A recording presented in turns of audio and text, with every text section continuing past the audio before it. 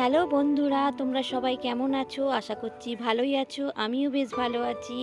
আজ 14ই ফেব্রুয়ারি 2025, Valentine's day. তোমাদের সকলকে জানাই হ্যাপি ভ্যালেন্টাইন্স ডে।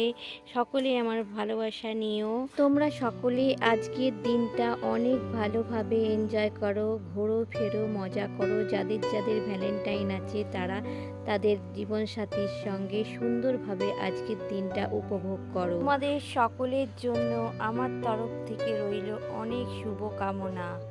তোমরা সকলে কোথা